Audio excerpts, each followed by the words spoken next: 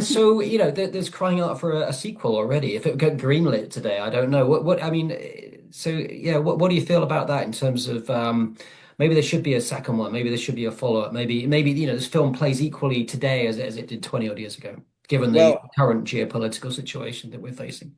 yeah, firstly, I'm really proud of the film that we made.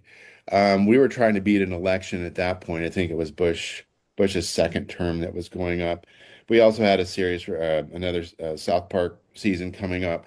But in the film, what I think we did great in the opening scene was sort of there was a lot of misdirects because you're walking into a puppet movie and you're not sure how this is going to last for 90 minutes.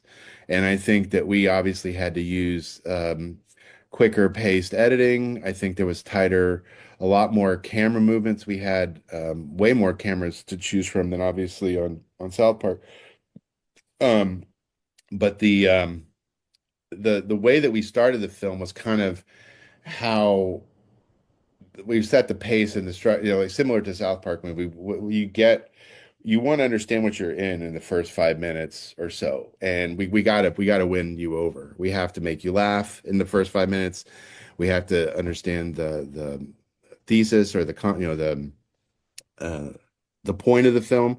And so what we did is I think basically to play on Paramount's fears, we started the opening scene with just a rough, really basic puppeteering another puppet.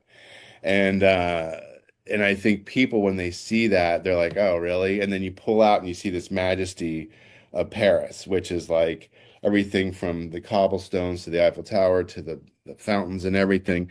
And and as the thing went on, you kind of were sort of unsure.